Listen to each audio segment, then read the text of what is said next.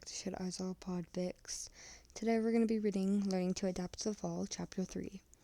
Before that, I'd like to apologize for the inconsistent / lack of posting. I'm hoping to move back into YouTube slowly but surely, so posting may be inconsistent.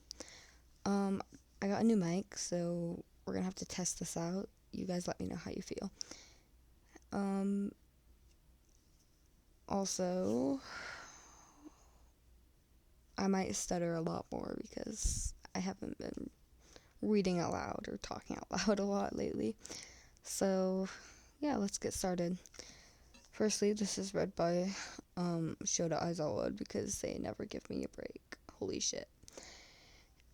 Yeah, let's get started. Hizashi was able to hold onto the kid's arm just to keep him steady, but anytime someone came too close, he would hiss at them. It was a bit of a shock to see the usually sweet, kind, and shy kid just be openly threatening and violent to anyone nearby. Don't get Hizashi wrong. He believes the little listener is in the right to be upset about people all up in his personal space after his attack. But now, how can he get Midoriya checked out? Recovery Girl was away trying to make sure they would treat Shota right and to make sure his eyes come out okay and use a very little bit of her quirk on him. She wasn't here to give a quick smooch then back off so the kid is fine. He doesn't even know if Midoriya is majorly injured. This whole threatening thing could be him defensive while he's hurt. Hizashi doesn't know because animal mutants act differently from non-mutants. He doesn't know how to help him. How can he help? Yamane-kun. A bright, cheery squeak of his name was said to the right of him, making whoever talked a good distance away from Midoriya that is on his left. The kid shouldn't get too defensive with him in the way of the person. He looked over and saw Nezu coming over, albeit at a slow and cautious pace, but coming over still. Hello, do you need any help over here? Hizashi can see how the back of Nezu's fur is slightly standing on end, but he wasn't going to point that out right now. He needed help. Right before he was about to speak, Hizashi felt a tight grip on his arm. Pin needles nails, talons at the moment, going through his leather jacket and through into his skin. He grunted in a little bit of pain, but other than that, he didn't show any emotion to that. Yes, I would love some help with the little listener. He seems to be gripping on my arm rather hard right now. His voice was a bit stranded because the nails, talons, were slowly sinking further in. Here Hizashi thought he would get through this without injuries. Damn. Nezu peered around him a little and had a quick hiss thrown his way. He just quickly put Hizashi in front of him so that he was out of Midoriya's line of sight. The giant white rat cleared his throat before speaking up for everyone around them to hear him better. Well, it would seem to me that Midoriya has been affected by some quirk that has not just given him some type of bird of prey mutation, but also the instincts with it. Usually, animal mutation individuals have to go through some kind of training and or counseling to help suppress those instances or to just control them better. Since Midoriya has just seemed to get them and also is most likely hurt, he is acting out so that he can stay safe. You were helping him, so you were not put into the danger category. But all of the other paramedics and doctors should have noticed this and backed off by now. Nezu said the last part especially loud so that all of them could hear the disappointment in his voice. But it seemed like Nezu wasn't done talking and cut off someone that was about to speak. Someone should have called me over or another teacher to help the process, because a lot of teachers here have dealt with this before. Y'all should have known, but if you didn't, asking staff would have been your go-to. Not try to crowd him more and put him into those instances that he just got. Since he is a bird prey right now, it would be best if we got someone that is also a bird of prey. That would be the best to calm him down, and at the moment I can't because I would be seen as prey. Hound dogs would go in between prey and predator. And that is all the mutations on staff, Nezu says, all this calmly and loud enough for everyone to hear. Midoriya also seemed to be quieting it down because of everyone stopping their advances to him. Nezu clapped his paws together twice. This got the little green bean to snap his head over in his direction. I'm going to call Hawks because he is a hero with a bird of prey mutation and would be the best bet to calm him down, my student, at this moment. I personally don't know any other hero or person that is trained to calm down a bird of prey mutated person because these mutations are rare. I would appreciate it if all of the medic personnel to leave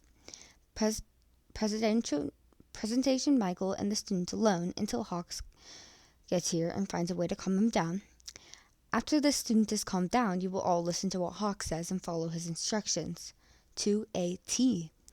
To tend to him, or he will tend to the student himself, if they are not greatly injured.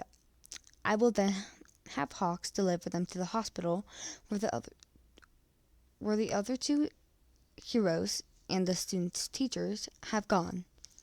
Hizashi was always so impressed by how Nezu could just control a crowd like this. Hizashi could as well just not this so well. He saw how Nezu's smile quickly turned a little sinister and shaper as he continued. If I hear or see of someone disobeying my rule to treat one of the students of UA, then I hope that individual has a good legal team. I would hate to make an amazing hospital lose one of their special hero urgent demand doctor or paramedic. That would just be awful. Wouldn't you all agree? All of the medical personnel nodded rapidly while backing away from him and Midoriya. Finally, having room to breathe, Hizashi let out a low sigh. These people really shouldn't have gotten on Nezu's bad side. He might not be human, but he hates when others treat his students with disrespect or indecency. Nezu shot him a quick, but what seemed to be an apologetic, smile as he slipped his phone out of his pocket, already calling the number 3 hero to come down when he could. Hizashi knows for a fact that the winged man was probably going to take a little bit. Getting the call, learning about the information, finishing up his shift, or coming right away, having to call his energy so they know that what is going on. So many things that poor number 3 will have to do just to come here and help Midoriya. But he can wait. Hizashi can wait hours if it means that a student will eventually calm down enough to get treated and put into the hero ward where he will be safe and hopefully with competent doctors and nurses. If there isn't any, then Hizashi will sue them himself, because this is just ridiculous. He's pulled out of his thoughts as he feels the grip on his arm slightly loosen, but that also leads to the nail digging into his arm to undig themselves a bit. Hizashi could feel some more blood trickle down his arm and his jacket, but that's okay.